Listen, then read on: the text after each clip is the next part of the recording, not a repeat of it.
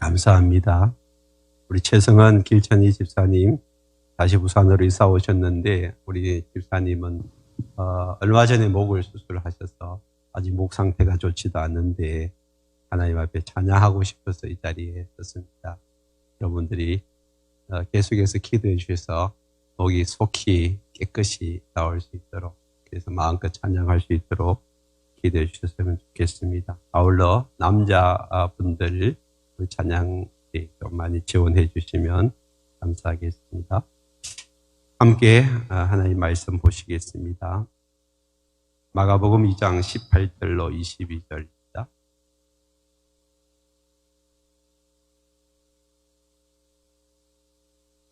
마가복음 2장 18절입니다. 한 절씩 교독합니다. 요한의 제자들과 바리새인들이 금식하고 있는지라 사람들이 예수께 와서 말하되 요한의 제자들과 바리새인의 제자들은 금식하는데 어찌하여 당신의 제자들은 금식하지 아니하나이까? 예수께서 그들에게 이르시되 혼인집 손님들이 신랑과 함께 있을 때에 금식할 수 있느냐? 신랑과 함께 있을 동안에는 금식할 수 없느니라. 그러나 신랑을 빼앗길 날이 이르리니 그날에는 금식할 것이니라. 생배 조각을 낡은 옷에 붙이는 자가 없나니 만일 그렇게 하면 기운 새 것이 낡은 그것을 당기어 헤어짐이 더하게 되느니라. 같이 합니다. 새 포도주를 낡은 가죽 부대에 넣는 자가 없나니 만일 그렇게 하면 새 포도주가 부대를 터뜨려 포도주와 부대를 버리게 되리라. 오직 새 포도주는 새 부대에 넣느니라 하십니다. 오늘 새 부대가 되게 하소서라는 제목으로 함께 말씀을 나누겠습니다. 지난주에 이어서 계속해서 예수님께서 바리새인들과 함께 논쟁하는 이야기가 나오고 있습니다. 지난주는 무슨 문제로 논쟁을 했어요? 예수님께서 세리와 죄인들에게 찾아가셔서 함께 식사하는데 그것 가지고 시비를 걸고 있었습니다. 예수님이 격에 맞지 않은 그런 식사를 하신다는 거죠. 유대인들은 격에 맞아야 식사를 하는데 예수님은 격에 맞지 않은, 자기가 선지자라고 하면서 하나님으로부터 보냄받은 사람이라 하면서 어떻게 저런 죄인들과 함께 식사하냐.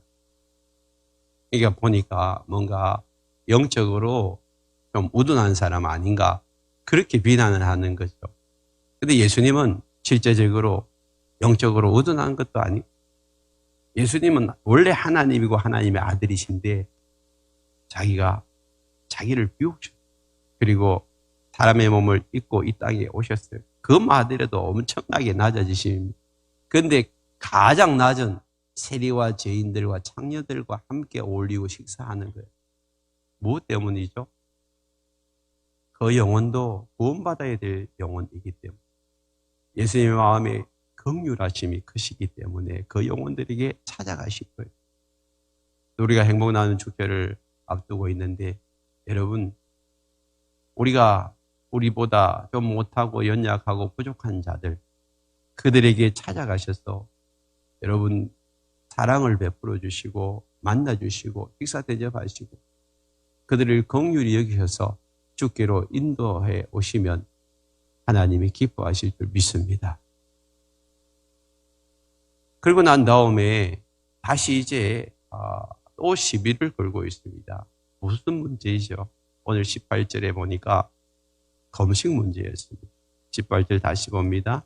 요한의 제자들과 바리새인들이 금식하고 있는지라 사람들이 예수께 와서 말하되 요한의 제자들과 바리새인들의 제자들은 금식하는데 어찌하여 당신의 제자들은 금식하지 아니하나이까? 지금 금식의 문제를 가지고 지금 왜 시비를 걸고 있습니까? 이스라엘 백성들은 하루를 대속죄일로 잡아서 그날은 모든 백성들이 다 금식하는 날입니다. 지금도 경건한 유대인들은 대속죄일을 지키고 있습니다. 레위기 16장에 보면 하나님께서 이스라엘 백성들에게 대속죄일을 지키라고 이야기합니다. 그날은 금식하라고 그렇게 말씀하고 있죠. 그날은 뭐 하는 날입니까? 이스라엘 백성들 모든 죄를 가지고 대제사장이 이제 지성소 안으로 들어가는 날입니다. 그래서 제물을 가지고 지성소 안에 들어가서 제사를 드리는데 그 제사를 하나님이 받으시고 제사장이 살아서 나오면 하나님이 이스라엘 백성들의 죄를 용서해 주신 것이고, 만약에 그 자리에서 제사장이 죽어 나오면 하나님 이스라엘 백성들의 죄를 용서하지 않은 결과입니다. 그래서 1년에 한 번씩 대제사장은 부들부들 떨면서 제물을 가지고 하나님 앞에 나아가는, 지성소 안에 들어가는 거예요. 대제사장만이 들어갈 수 있는 특권이지만 또 한편으로는 엄청난 부담감이었어요. 벌벌 떨면서 들어가는 거죠. 한 30분의 제사를 마치고 제사장이 나오면서 딸랑거리는 소리가 나면 막 사람들이 환호성을 지르는 거예요. 하나님이 우리의 백성, 우리 이스라엘 백성들의 죄를 용서해 주세요. 그날이 대속죄일입니다. 그날은 이스라엘 백성들이 어무적으로 다 함께 금식하는 날로 정해져 있지만 그 외에는 정해진 날이 없어요. 그런데 스가랴서 5장 보면 이스라엘 백성들이 바벨론 포로로 돌아오고 난 다음에 자기들 나름대로 5월달, 7월달에 그렇게 금식일을 선포하고, 그것도 자기들을 위해서, 그 스가랴에서 보면 하나님이 너희들을 위해서, 사실은 금식은 나를 위해서 하는 것이 아니라 주를 위해서 하는 거예요. 이 금식을 선포하고 금식을 그렇게 했어요. 그러고 난 다음에 이제 예수님이 이렇게 활동하는 이 시기에는 이제 2000년 전이죠. 그때는 벌써 그들이 금식하는 전통이 이렇게 정해져 있었어요. 바리새인들 또 요한의 제자들이 일주일에 2번씩 아침 6시부터 저녁 6시까지 12시간을 월요일하고 목요일 이틀 동안 금식하는 그런 날로 정해져 있습니다. 그리고 하루에 3번씩 아침 9시 또 12시 그 다음에 오후 3시에 기도하는 시간을 정해놨습니다. 마치 지금 이슬람교의 라마단, 한 달 동안 라마단 하잖아요. 그거는 아침 해 뜨기 전부터 해 지기까지 금식하고 아침 그 다음에는 그대로 먹어요. 온전한 하루 금식은 아니죠. 한 달 동안 해요. 그런 식으로 이스라엘 백성들도 금식하는 그런 날과 또 시간을 정해놨어요. 그리고 기도하는 시간까지 정해놨어요. 그걸 계속해서 이제 이렇게 하는 거죠. 전통이니까 해와야. 해오는데 요한의 제자들도 그걸 하고 있고 바리새인들은 더더욱 그렇게 하고 있는데, 아니 예수님이 오시고 난 다음에 예수님의 제자들이 하지 않는, 그 말은 뭐 예수님도 안 하고 있는 거예요. 예수님을 직접 공격을 못하니까 예수님의 제자들을 지금 공격하고 있는 거예요. 왜 당신 제자들을 안 하냐. 그럼 예수님 보고 예수님도 안 하니까 제자들도 안 하고 있거든요. 그걸 가지고 지금 공격해 들어오고 있습니다. 여러분, 금식이라는 것은 예수님이 배척하는 것은 아니에요. 예수님도 1장에서 우리가 살펴봤잖아요. 이제 하늘에서 성령이 임하고 처음 이제 사역을 시작하기 전에 성령님께서 예수님을 광야로 몰아갔다고 해요. 거기서 예수님은 40일을 금식하셨어요. 온전한 금식이죠. 사실 이 40일 동안 물을 마시지 않고 금식한다는 것은 쉬운 일이 아닙니다. 우리가 그렇게 해보면요, 죽을 수도 있어요. 지금 우리 한국에서 40일 금식하신 목사님이나 또 여러 분들이 계신데 그분들은 물을 드시고 하는 거예요. 단식이죠. 근데 단식하면서도 문제가 많아요. 정신적인 그런 문제를 일으키기도 하고 또 40일 이렇게 금식하면서 돌아가시는 그런 목사님들도 계시고 생명을 걸어놓는 거죠.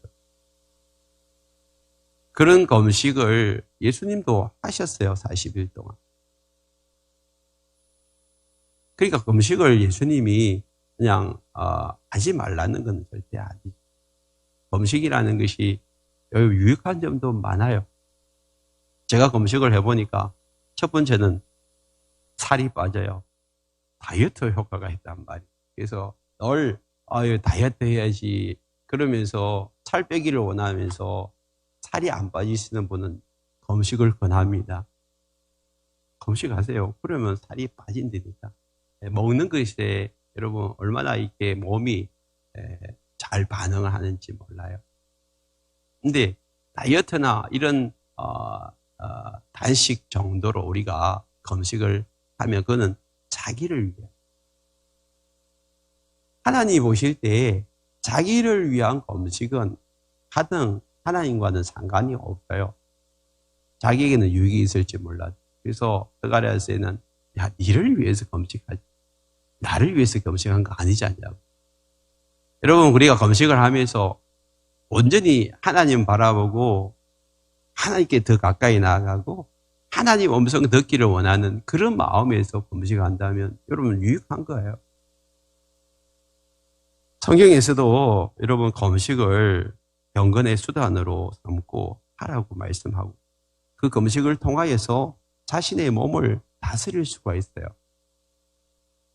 너무나도 많은 그런 세상의 정욕적이고 또 이적인 탐심과 탐욕들이 이 세상을 들끓고 있는데 그것을 물리치고 내가 절제할 수 있는 힘, 그걸 키우는 것이 사실 금식이에요.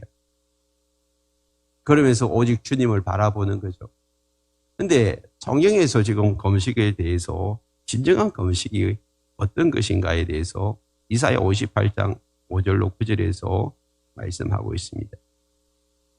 5절을 보시면 이것이 어찌 내가 기뻐하는 금식이 되겠으며 그래서 그 앞에 나오는 금식한다면서 오락하고 자기를 위하고 즐기는 그런 것이 어찌 나를 위한 금식이 되겠냐? 내가 기뻐하는 금식이 되겠냐? 이것이 어찌 사람이 자기의 마음을 괴롭게 하는 날이 되겠느냐? 그의 머리를 갈대같이 숙이고 붉은 배와 죄를 펴는 것이 어찌 금식이라 하겠으며 여호와께 연락될 날이라 하겠느냐? 형식적인 금식, 외식적인 금식은 진정한 금식이 아니라고 하나님이 말씀하시는 거예요. 그러면 6절에 보시면 내가 기뻐하는 금식은 흉악의 결박을 풀어주며 멍에의 줄을 끌어주며 압제당하는 자를 자유하게 하며 모든 멍에를 꺾는 것이 아니겠느냐. 하나님 기뻐하시는 금식이 따로 있다는 그 뭐죠? 금식하면서 흉악의 결박을 풀어주라는 무슨 말입니까? 내 마음속에 다른 사람들을 미워하고 정죄하고 판단하고 용서치 못하고 사랑하지 못하는 이런 마음들, 그래서 묶여있고 눌려있고 사로잡혀 있는 것이 결박이고 멍해고 압제하는, 나를 통하여서 압제당하는 자들이 있어요. 여러분 사이에 긴장관계가 있는 사람들이 있잖아요. 그 사람들은 내가 용서하지 않아서 그래요. 그 사람과 내가 이렇게 뭔가 묶여있다 생각하면 내가 지금 그 사람을 내 마음속에서 풀어주지 않은 거예요. 나에게 준 상처 때문에, 아픔 때문에, 썸뿌리 때문에, 고통 때문에 그 사람을 아직도 미워하고 있는 거예요. 멀리하고 있는 거예요. 밀어내고 있는 거예요. 그런데 여러분 금식하면서 그런 것들을 다 내려놓으라는, 포기하라는, 다시 관계를 회복하라는 것이, 네가 풀어주라는 것이.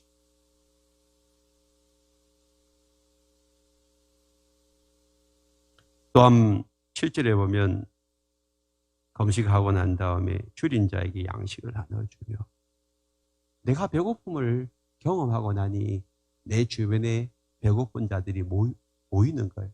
내가 배가 안 고프면 다른 사람들이 다 잘 먹고 잘 사는 줄 알아요. 근데 내가 배가 고파 보면 나처럼 배를 없는 사람이 있구나. 그리고 나보다 불쌍한 사람들, 내 주변에 있는 사람들을 돌아보기 시작하는 것입니다.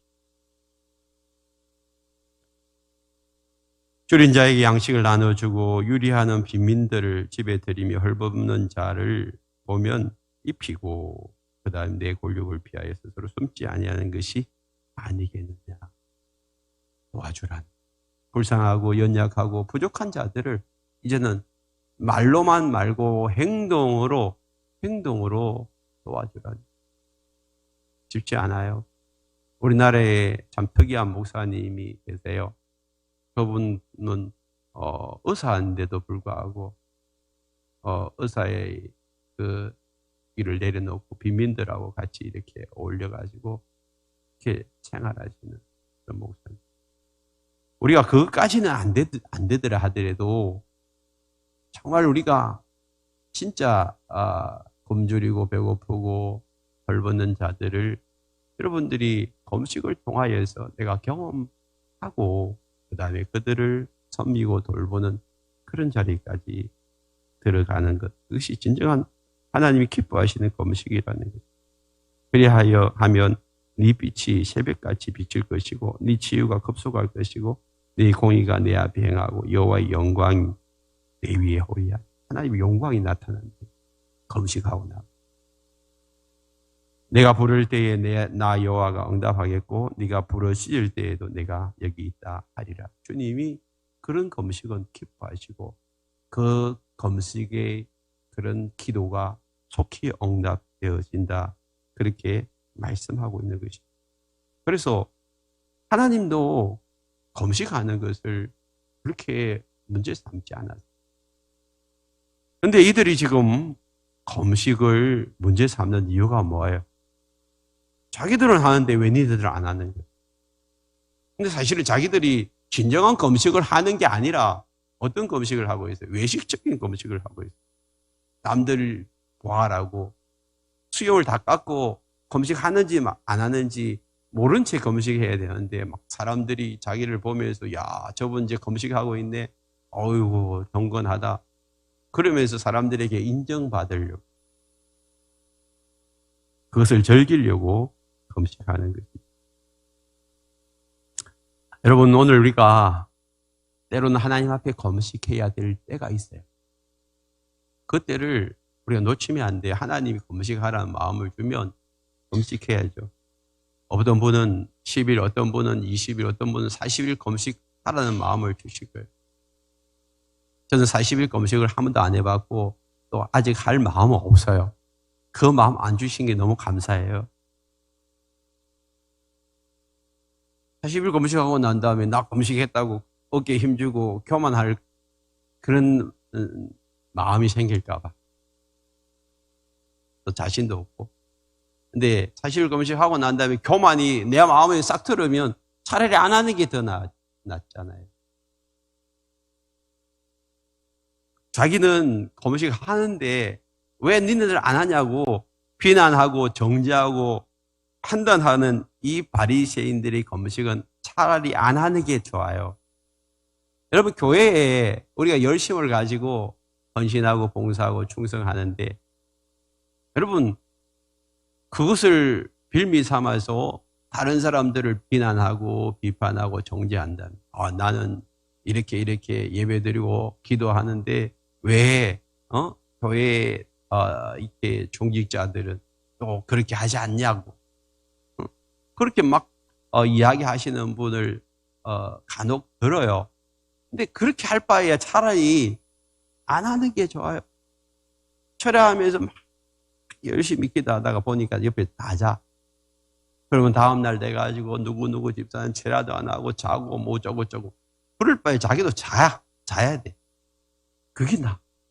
왜 괜히 자기가 그렇게 열심을 내게 해가지고 그 다음에 자기보다 못한 사람들을 비난하고 정죄하고 비판하고 판단한다면 그건 하나님 기뻐하시는 그런 기도도 아니고 그런 금식도 아니고 그런 열심도 아니란 말이에요. 내가 열심을 내면 낼수록 헌신하며 헌신할수록 더 겸손해지고 더 고개를 숙이는 거 그거 하나님이 기뻐하시는 거예요. 그런 헌신과 희생과 그런 충성을 하나님이 받으시는 줄 믿습니다. 자, 예수님은 이렇게 자기들을 비판하고 있는 그들에게 19절에서 뭐라고 말씀하시죠? 예수께서 그들에게 이르시되 혼인집 손님들이 신랑과 함께 있을 때에 금식할 수 있느냐? 신랑과 함께 있을 동안에는 금식할 수 없느니라. 그러나 신랑을 빼앗길 날이 이르리니 그날에는 금식할 것이니라. 그러면 예수님이 지금 금식을 하지 말라는 이야기 아니잖아요. 금식을 부정하는 이야기가 아니고 지금 때가 아니라는 거예요. 시기가 아니라는 거예요. 지금 나와 함께 있는 동안에는 금식할 시기가 아니다. 아니 지금 잔치를 벌여놓고 잔치집에 뭐 먹을 것이 가득한데 사람들 불러 넣어놓고 오늘 금식하세요. 그러면 말이 안 맞다는 거예요. 그럼 여기서 지금 혼인집에 신랑은 누구예요? 예수님이잖아요. 그럼 예수님 주변에 있는 사람들은 손님들이에요. 예수님이 손님들을 다 불러 모아놓고 지금 먹을 양식을 지금 공급하고 있는 거예요. 이게 지금 사실은 육적으로 예수님이 가는 데마다 금식 안 하고 식사하는 이것이 단지 육적인 어민화를 이야기하는 것이 아니라 영적인 것을 이야기하죠. 예수님이 지금 예수님 안에 그 풍성하신 그 놀라운 은혜를 사람들에게 막 나누잖아요. 말씀을 통하여서 가르쳐 주시고 그 다음에 예수의 생명을 그들에게 심어주시고 그 다음에 그들에게 치유의 은사 나타내서 질병도 고쳐주시고 악한 영에게 눌려있고 묶여있고 사로잡혀있는 영혼들을 다 풀어주시니까 가는 곳마다 사실은 예수님은 해방구에서 해방구 모든 묶여있고 눌려있고 사로잡혀있는 그런 자들을 풀어주는 거예요. 그 예수님은 지금 금식 안 하고 있어도 예수님이 하나님이 원하시는 진정한 금식처럼 그들을 풀어주고 해결해 주는 거예요. 여러분들도 마찬가지예요. 여러분들이 정말 다른 사람들과 관계 속에서 다른 사람들 묶여있고 눌려있고 사로잡혀 있는 자들을 풀어주고 그들을 도와주고 섬기고 하나님을 예배하고 노래한다면 여러분 굳이 금식 안 하셔도 돼요. 나를 금식하면서 막 내 몸을 힘들게 안 하셔도 돼요. 저같이 부족하고 연약한 사람들 그런 사람들이나 여러분 이렇게 3일씩 금식하고 일주일씩 금식 해야 되지만 여러분들은 그런 마음이 홀로 넘친다면 금식을 꼭 안 하셔도 돼요. 금식한다고 거룩하고 금식 안 한다고 안 거룩한 게 절대 아니에요. 예수님과 함께 있을 때 예수님이 베풀어진 그 잔치 자리에서 마음껏 먹고 마시고 즐기라는 것입니다. 그래서 예수님 안에서 함께 먹고 마시는 이것이 사실은 오늘 저와 여러분들에게 꼭 필요한 것입니다. 지금 예수님이 우리 안에 신랑으로 와 계십니다. 저와 여러분들은 예수님의 신부예요. 그리고 함께 혼인잔치에서 즐기는 자들이 바로 교회예요. 교회. 그 교회는 항상 잔치집과 같아야 돼요. 슬픔과 염려와 걱정과 근심에 눌려서 그렇게 살아가는 곳이 아니고 교회에 함께 모여서 하나님이 주시는 기쁨과 은혜와 감사와 축복을 누리면서 살아가는 그곳이 바로 교회인 줄 믿습니다. 그래서 하나님이 우리에게 주신 이 교회가 그 하나님의 은혜로 풍성한 하나님의 그 사랑으로 풍성하고 말할 수 없는 천국의 그 놀라운 축복으로 이 교회가 그래서 가득 차 있는 것입니다. 그래서 에베소서 2장에 보면 이 교회를 향해서 충만케 하시는 이 충만함이 가득 찬 곳이 교회다. 그 중에 가장 큰 충만함이 뭐예요? 하나님 나라에서 누리는 의와 평강과 이라. 이것이 교회 안에 가득 차 있는 거예요. 하나님이 주시는 의와 하나님이 주시는 평강과 하나님이 주신 기. 그래서 여러분들이 내 마음이 힘들고 어렵고 내 마음에 슬픔이 가득 차 있을 때 여러분들이 교회에 나와서 하나님 앞에 엎드릴 때에 하나님이 그러한 놀라운 은혜를 저와 여러분들에게 부어주실 줄 믿습니다. 오늘 이 자리에 여러분 마음의 염려와 걱정과 근심과 눌림으로 이 자리에 나왔습니까? 하나님께서 여러분들에게 그 슬픔이 변하여 기쁨으로 채워주실 줄 믿습니다.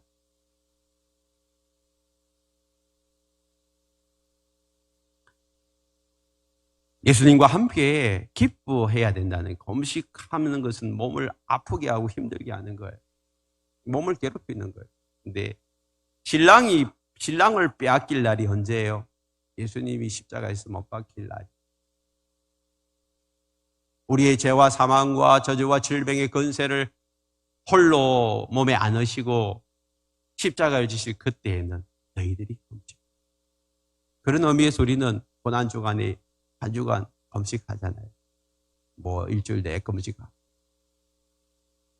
하지는 않지만 한 끼라도 신랑을 빼앗길 날, 그날 우리가 함께 그 고통을, 그 아픔을 한번 느껴보자고 우리가 금식을 하는 거예요.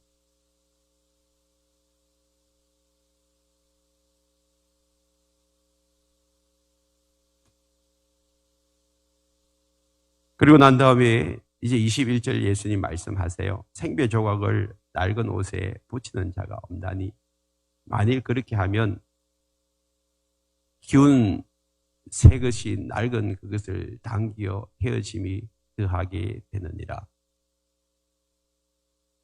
요즘 아이들은 뭐 이게 뭔 말인지 잘 모르죠. 뭐 헤어지고 떨어지면 옷을 그냥 갖다 버리지 거기다가 덧대는 거 아니죠. 뭐 저희 어릴 때만 하더라도 덧대가 입은 적은 없어요. 마치 흥부와 놀부에 나오는 늘 흥부가 입는 옷 있잖아요. 거지처럼 덧대 가지고 입는 그걸 지금 이야기하는. 이게 지금 이 시대와 2000년 전은 다르니까 2000년 전에 예수님 당시에는 옷이 그게 뭐 얼마나 귀한 거예요. 그죠? 한 벌 옷을 입고 떨어지면 그냥 거기다가 어떻게 생배 조각을 붙여가지고 끼워 입는 거죠. 그러니까 사람들이 예수님이 말씀하시는 게 뭔 말인지 잘 알아요. 아, 그래. 생배 조각을 거기다 갖다 붙여가지고 다시 빨면 오래 못 간다는 것도 알아요. 그래서 사실은 거기 귀여운 거하고 생배하고 이렇게 질이 다르니까 빨리 이렇게 죽으러들잖아요. 요즘 오래된 건 더 신축성이 없고. 그러니까 기어 입는다고 해서 오래 입는 게 아니라 한두 번 더 입으려고 기어 입는 거지. 그 외에는 그냥 갖다 버려야 돼요. 할 수 없어. 그러니까 니네들이 지금 헤어진 옷을 거기다가 키워서 입는데 그거 오래 못 간다는 건 너 알지 않냐? 이게 그 별 소용 없는 일이야. 그걸 지금 예수님이 말씀하는 거죠. 그럼 여기서 뭘 이야기하는 것이 이 귀여운 이제 낡은 옷과 이 생배 조각 이거를 예수님이 말씀하시는 거 하고 그 다음에 22절을 보세요. 새 포도주를 낡은 가죽 부대에 넣는 자가 없다니 만일 그렇게 하면 새 포도주가 부대를 터뜨려 포도주와 부대를 버리게 되느니라. 오직 새 포도주는 새 부대에 넣느니라. 그러면 위에 이제 논리적으로 정리를 해보면 생배조각을 낡은 옷에 붙이는 것하고 새 포도주를 낡은 가죽에 넣는 거하고 똑같은 거잖아요. 그 낡은 가죽 부대에 넣으면 이 신축성이 없어요. 새 가죽 부대가 이제 막 잡아가지고 이제 양가죽이나 뭐 소가죽을 이렇게 말려가지고 거기다가 포도즙을 집어 넣으면 이 신축성이 있어가지고 이렇게 터지지 않는데 이전에 썼던 걸 다 말라버린 그 가죽 부대를 다시 사용하면 새 포도즙을 넣어버리면 터져버리니까 더 이상 그 포도즙이 담겨 있지 않고 그냥 못 쓰게 되는 거잖아요. 그래서 만약에 새 포도주를 넣으려면 낡은 가죽 부대 말고 새 부대를 만들어 가지고 거기다가 집어넣어야 온전한 보존이 될 수 있다. 그 이야기를 합니다. 그러면 여기 생배조각, 새 포도주, 낡은 옷, 낡은 가죽, 이게 지금 도대체 뭘 의미하는 것일까요? 생배조각이나 새 포도주는 바로 복음을 위한, 예수 그리스도 자신을 위한. 지금 니네들이 내가 왔는데, 내가 하나님 나라 복음을 전하는데 너희들이 지금 나를 담아내지를 못하고 있다는 거예요.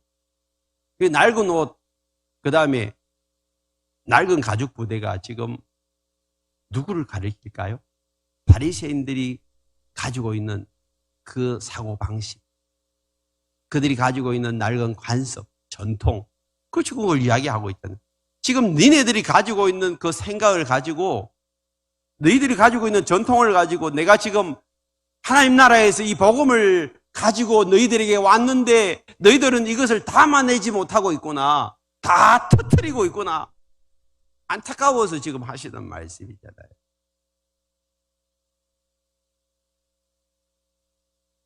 기독교 역사를 보시면 1500년 동안 이 복음이 흘러오면서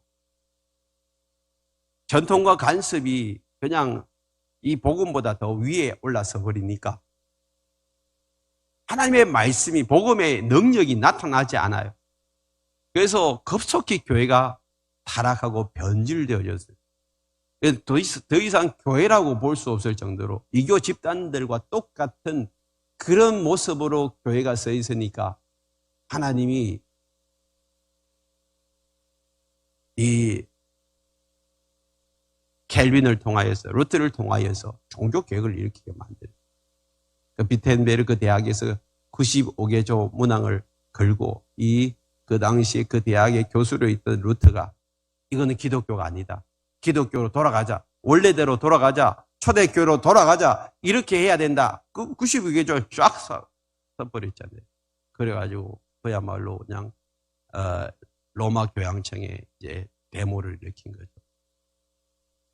그걸 시발점으로 해서 종교개혁이 일어나고 지금 우리가 지금 이렇게 모여서 예배하는 이 기독교, 이 개신교가 그때부터 시작되어지고, 그것이 원래 초대교로 돌아가자는 오직 말씀으로, 오직 믿음으로 다시 하나님께 영광을 돌리는 교회로 다시 돌아가자고 그들이 외치기 시작한 것이 이 기독교의 탄생인 거예요. 그러면서 새로운 교회가 탄생이 되어진 것이, 시작되어진 것이, 그것이 지금 우리가 지금 섬기고 이 교회는 초대교회로 돌아가자는, 그러기를 이제 500년이 지났어요. 다시 이제 2000년 넘어서면서 정말 이 개신교, 이 기독교가 말씀 위에 똑바로 서 있는지, 아니면 또다시 천주교처럼 전통과 간섭과 그런 어떤 형식에 얽매여 있는 것이 없는지 우리가 스스로 돌아봐야 됩니다. 조직과 그런 관습들, 형식들이 때로는 필요합니다. 그러나 교회는 조직체가 아니고 유기체입니다. 마치 가죽 부대에 포도즙을 담아서 이렇게 모양이 이렇게 변질되어져도 그 안에 이렇게 포도즙이 담겨 있는 것처럼 어떤 고정된 틀이나 조직은 교회가 아니에요. 그건 조직체지. 교회는 유기체입니다. 그래서 그 담아내는 모양이나 틀은 다 달라질 수가 있어요. 지금 한국 교회 안에 많은 부분들이 고정되어 있는 부분들이 있어요. 교회들마다 너무 각각 제각각인 그런 모습들이 있어요. 그럼 우리의 포주는 어디여야 될까요? 초대 예루살렘 교회에, 초대 안디옥 교회에 합니다. 그래서 계속해서 교회가 지향해야 될 바는 선교 지향적인 교회, 미셔너리 처치예요. 영혼 구원에 초점을 맞추지 않으면 이제는 형식화되어지고 조직화되어진다. 교회는 어떤 틀이 아니에요. 형식이 아니에요. 여러분, 장소가 필요하죠. 그래서 우리가 이 채물교회가 이곳에 장소를 만들었어요. 그러나 엄밀히 말하면 이 장소도 교회가 아니에요. 저와 여러분들이 교회예요. 저와 여러분들의 생각 속에 어떤 마인드를 가지고 있느냐가 참으로 중요합니다. 우리가 오랫동안 지나오면서 형식과 간섭에 얽매여 예배는 이래야 되고 기도는 이래야 되고 그죠? 금식은 이렇게 해야 되고 뭐 이렇게 정해진 틀에 매여가지고 다른 사람들을 정죄하고 비판하고 판단하는 일들이 있다면 여러분 그거 빨리 무너뜨려야 될 줄 믿습니다.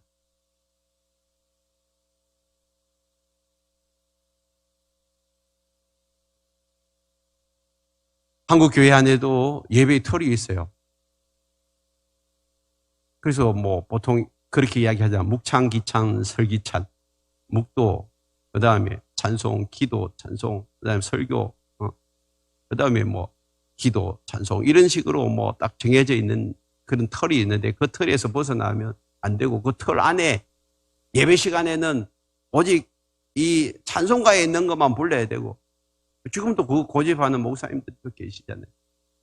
뭐 그게 크게 잘못됐다고는 제가 말씀을 안 드리지만 그 외에 CCM을 부르면 이거 뭔가 이단시 되고 지금은 많은 교회들이 이제 그렇게 안 해요. 몇 년 전에 어떤 할아버지 한 분이 우리 교회 예배를 드리고 난 다음에 식사하시면서 이 교회도 똑같네요. 그래요. 내가 검정구에 있는 모든 교회를 쫓아다니면서 예배 찬송가만 부르는 교회가 있으면 내가 거기 등록하려고 했는데 그런 교회를 찾기가 힘들다. 근데 여러분 꼭 그게 예배입니까? 저는 신학교를 졸업하고 신학대학원 졸업하고 난 다음에 제 아내랑 같이 한 6개월 동안 선교훈련을 이렇게 선교단체에서 받았는데 그때의 예배 시간에 형식을 무너뜨린 예배를 처음에 들었어요. 조금 어색했어요. 그렇지만 그것을 한 달, 두 달, 석 달을 하고 난 다음에 얼마나 하나님의 기름 부으심이 강한지 시간마다 제가 울고 대기하고 눈물 흘리고 거의 한 석 달을 눈물을 흘리지 않은 시간이 없어요. 1시간 예배를 드리는데 잠시 말씀을 읽고 나누고 그 다음부터 찬양을 가지고 하나님을 높여드리는데요. 그러고 난 다음에 기도가 끝났어요. 1시간 예배가. 형식이 별로 없었어요. 그냥 하나님의 임재 가운데서 하나님을 만나고 그냥 끝났어요.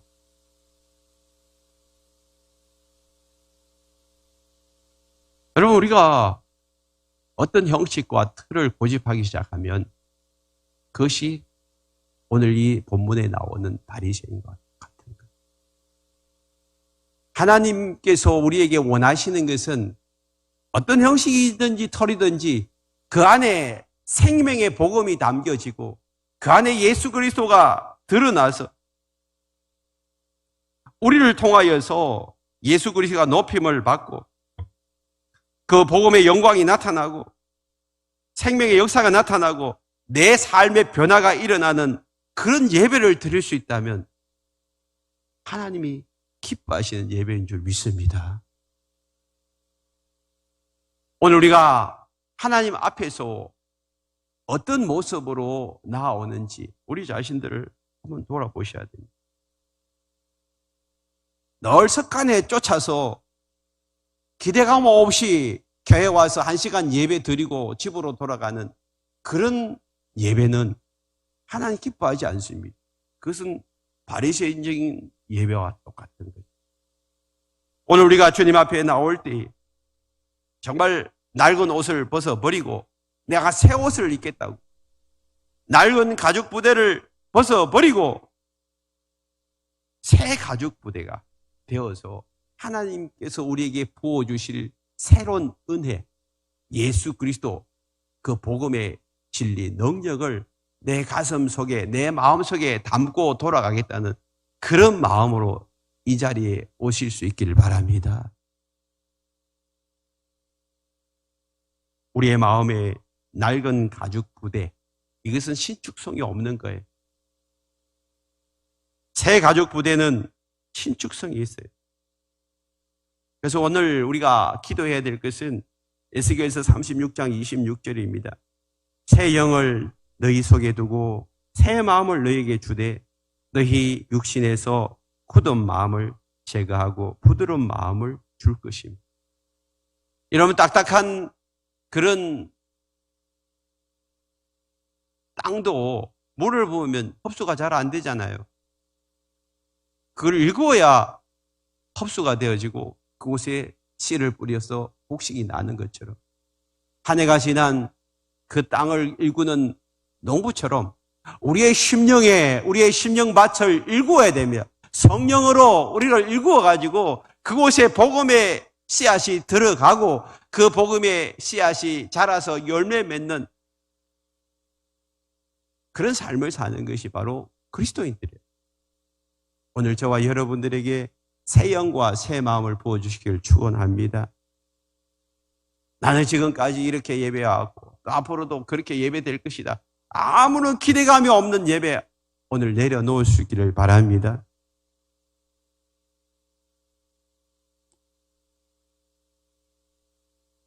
지금 우리가 예수 그리스도를 온전히 드러내기 위해서 해야 할 일은 뭘까요? 날마다 우리 자신을 변화시켜 가는 것입니다. 교회는 변질되면 안 돼요.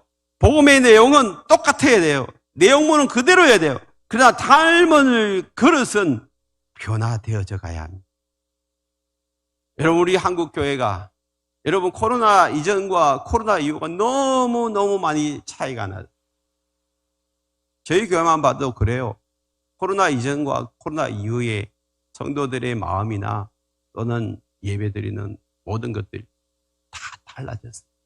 그리고 사회, 교회에 대한 인식도 달라지고 새로운 사람들이 교회에 오는 것을 주저하고 있어요. 이런 때에 우리는 지금까지 그렇게 왔으니까 그렇게 해야 된다는 그런 교회의 전통을 고집하면 안 돼요. 또한 새로운 그릇을 우리가 담아내야 돼요. 이러한 코로나 위기 속에서도 교회가 성장하고 또 영혼들을 구원해내고 그 영혼들을 살리는 그런 교회들도 많이 있어요.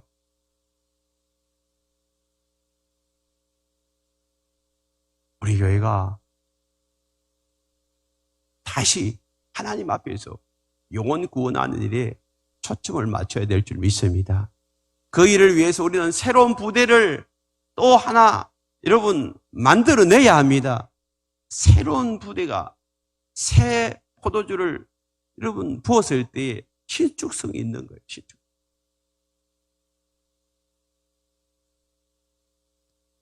가장 중요한 것은 다시 교회가 초대 교회로, 초대 예루살렘 교회, 초대 안디옥 교회처럼 원래 여러분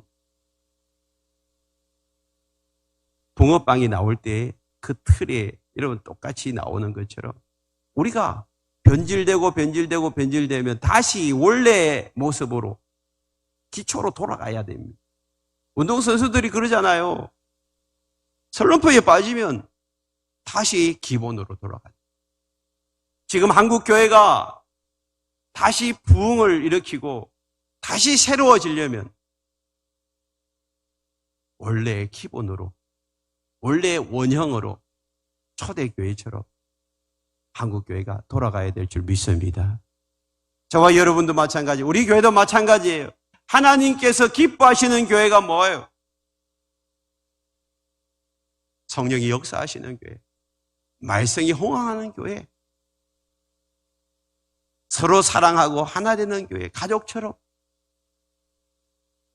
사랑으로 하나 되는 교회. 저는 이번 주에 기도하면서 하나님이 저를 한 곳으로 교회로 인도를 하시는데 제가 이번 주 한 주간 세미나를 갔다 올 거예요. 근데 처음부터 지금 제가 놀라고 있어요. 뭐냐 하면 한 주 전에 그 교회 장로님이 저한테 전화. 목사님 부부를 우리 집에서 한 주 동안 섬기겠습니다.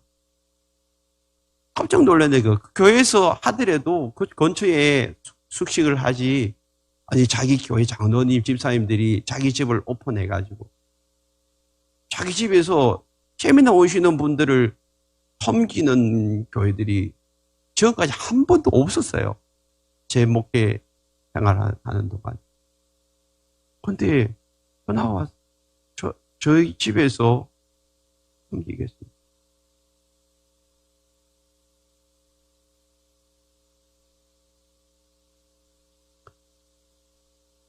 여러분, 초대교회는 다 그랬어요. 초대교회 성도들. 나그네가 오면 자기 집을 오픈하고, 거기서 사도 바울을, 여러분, 섬기잖아요. 전도자들 다 섬기잖아요. 목회자들 섬기잖아요.